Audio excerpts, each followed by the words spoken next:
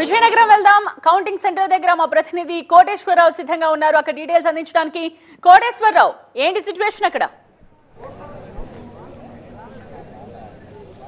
ప్రస్తుతానికి ఏజెంట్లు అందరూ కూడాను కౌంటింగ్ కేంద్రాలకు చేరుకుంటున్నారు. మొత్తం విజయనగరం జిల్లా వ్యాప్తంగా విజయనగరం జిల్లాలో ఏడు నియోజకవర్గాలు ఉన్నాయి. అదేవిధంగా పార్వతీపురం మన్యం జిల్లాకు వచ్చేసరికి మరొక 4 నియోజకవర్గాలు ఉన్నాయి. అంటే పార్వతీపురం మన్యం జిల్లాలో పాలకొండ, కురుపాం, సాలూరు, పార్వతీపురం ఉండగా విజయనగరం జిల్లాకు వస్తే నెల్లిమర్ల, విజయనగరము, గజపతి నగరము, ఎస్కోట, బొబ్బిలి ఇలా మొత్తం కూడా 11 నియోజకవర్గాలు అటు పార్వతీపురం మన్యం జిల్లా కావచ్చు, ఇటు విజయనగరం జిల్లా కావచ్చు ఉంది. ప్రస్తుతానికి అయితే ఏజెంట్లు అందరూ కూడా కౌంటింగ్ కేంద్రాలకు చేరుకుంటున్నారు.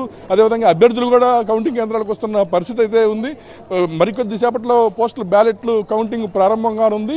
ఆ తర్వాత ఈవీఎంలకు సంబంధించి కౌంటింగ్ ప్రారంభమవుతుంది.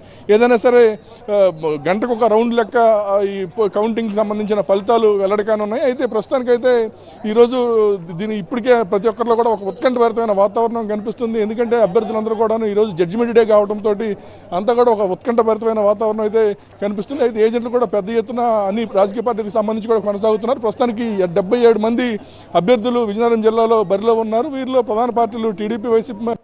వారికోస్ వెయిన్స్ వ్యాధికి కేవలం 30 నిమిషాల్లో చికిత్స. కాల్ చేయండి 9989527715.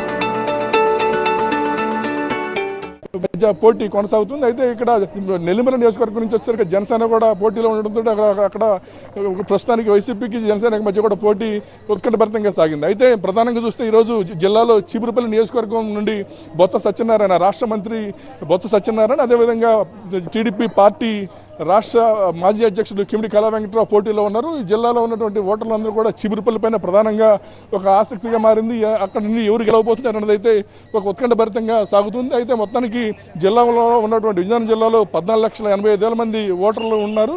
గంటకి ఒక రౌండ్ ఫలితాలు రిలీజ్ అవుతున్న నేపథ్యంలో ఏదైనా సరే ఈరోజు మధ్యాహ్నం 12 గంటలకల్లా ఒక ట్రెండ్స్ రానున్న ఏ పార్టీ ఏ అభ్యర్థి గెలవబోతున్నారనే ట్రెండ్స్ అయితే కనిపించే వాతావరణం స్పష్టంగా కనిపిస్తుంది. అయితే రాజకీయ పార్టీ అభ్యర్థుల్లో అయితే ఒక రకమైన టెన్షన్ వాతావరణం కనిపిస్తుంది. ఏజెంట్లు కూడా పెద్ద ఎత్తున తరలి వచ్చి ఇక్కడ దీనికి సంబంధించి కౌంటింగ్లో పాల్గొని కౌంటింగ్ ఫలితాలని పరిశీలించనున్నారు. ఏదైనా అధికారులు అయితే ముమ్మర ఏర్పాట్లు చేస్తే 3 అంచెల విధానంలో భద్రతా విధానంలో ఈరోజు ఈ కౌంటింగ్ అయితే కొనసాగుతుంది.